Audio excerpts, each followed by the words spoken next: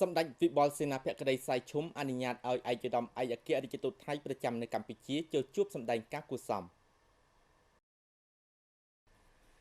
នាវិមានប្រសិទ្ធភាពព្រឹកថ្ងៃទី5ខែវិច្ឆិកាឆ្នាំ2015សម្ដេចវិបុលសេនាភក្តីសៃឈុំប្រធានប្រសិទ្ធភាព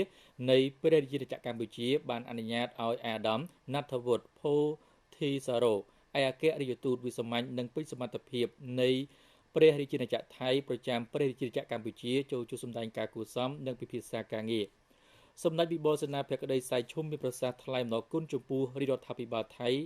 ដែលជានិច្ចកាលបានយកចិត្តទុកដាក់ជួយឧបត្ថម្ភគាំទ្រដល់រាជរដ្ឋាភិបាលកម្ពុជាលើផ្នែកវិស័យសុខាភិបាលនិងវិស័យហេដ្ឋារចនាសម្ព័ន្ធផ្សេងៗជាពិសេសការជំរុញឲ្យអ្នកវិនិយោគទុនថៃមកវិនិយោគនៅកម្ពុជាបានកាន់តែច្រើនដែលកត្តានេះបានចូលរួមចំណែកជំរុញលើកកម្ពស់ទំនាក់ទំនងល្អ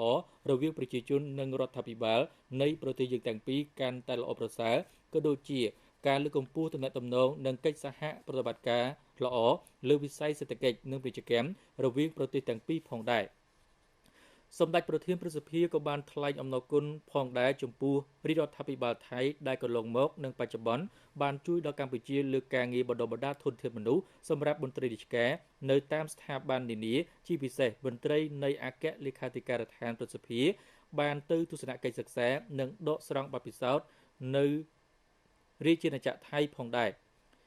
សម្ដេចវិបុលសេនាភក្តីមានប្រសាសន៍សម្ដែងនៅក្តីសង្ឃឹមថា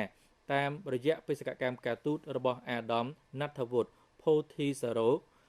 នៅកម្ពុជាទំនាក់ទំនងកិច្ចសហប្រតិបត្តិការរវាងប្រទេសយើងទាំងពីរនឹងត្រូវបានពង្រឹងនិងពង្រីកឲ្យកាន់តែជិតស្និទ្ធថែមទៀត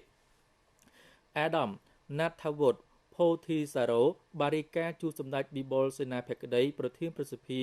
អំពីទំនាក់ទំនងនិងកិច្ចសហប្រតិបត្តិការល្អរវាងប្រទេសទាំងពីរក្នុងនោះគឺមានការរៀបចំឲ្យមានដំណើរទស្សនកិច្ចជាផ្លូវការរបស់សម្ដេចអគ្គមហាសេនាបតីតេជោហ៊ុនសែននាយករដ្ឋមន្ត្រីនៃព្រះរាជាណាចក្រកម្ពុជាទៅកាន់រាជាណាចក្រថៃដែលគ្រោងនឹងប្រព្រឹត្តទៅនៅចុងឆ្នាំ2015និងព្រះដំណើរទស្សនកិច្ចរបស់ព្រះអង្គម្ចាស់ក្សត្រីសុរិនធននៃព្រះរាជាណាចក្រថៃមកកាន់ព្រះរាជាណាចក្រកម្ពុជាដែលគ្រោងធ្វើនៅដើមឆ្នាំ2016ខាងមុខនេះអាដាមឯកអគ្គរដ្ឋទូតថៃក៏បានជម្រាបជូនពីកិច្ចសហការល្អរវាងគណៈកម្មាធិការព្រំដែននៃប្រទេសទាំងពីរថៃកម្ពុជាជាពិសេសគឺការសហការដោះស្រាយបានទាន់ពេលវេលាចំពោះរាល់ទំនាស់នានានៅតាមបណ្ដាព្រំដែនរវាងប្រទេសទាំងពីរជាមួយគ្នានេះប្រទេសទាំងពីរក៏បានបន្តបើកច្រកសេដ្ឋកិច្ចថ្មីៗនៅតាមព្រំដែននៃប្រទេសទាំងពីរបន្ថែមទៀតដូចជាច្រកអានសេសនិងច្រកមួយចំនួនទៀតក្នុងខេត្តពោធិ៍សាត់បាត់ដំបងនិងនៅខេត្តបន្ទាយមានជ័យជាដើមអាដាមបានបញ្ជាក់ថាបច្ចុប្បន្នរាជរដ្ឋាភិបាលថៃក៏បានយកចិត្តទុកដាក់ផងដែរចំពោះកម្មករកម្មការិនីខ្មែរប្រមាណ80,000នាក់ដែលកំពុងធ្វើការនៅក្នុងប្រទេសថៃជាមួយគ្នានេះដែរអាដាមឯកអគ្គរដ្ឋទូតថៃក៏បានសន្យានឹងខិតខំជំរុញឲ្យវិនិយោគិនធំៗរបស់ថៃមកបណ្ដាក់ទុននៅកម្ពុជាកាន់តែច្រើនឡើងទៀតអាដាមបានបញ្ជាក់ថានៅក្នុងឆ្នាំនេះផលទុនដែលវិនិយោគិនថៃបានវិនិយោគនៅកម្ពុជាគឺមិនតិចជាង$5,000 លានអាមេរិកឡើយក្នុងកិច្ចសន្ទនានេះអាដាមឯកអគ្គរដ្ឋទូតថៃបានអញ្ជើញសម្ដេចវិបុលសេនាភក្តីសៃឈុំប្រធានប្រសិទ្ធិ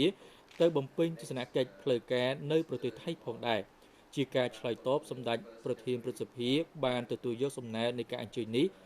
ហើយថានឹងជ្រើសរើសពេលវេលាសមស្របណាមួយដើម្បីទៅបំពេញទស្សនកិច្ចនៅរាជាណាចក្រថៃ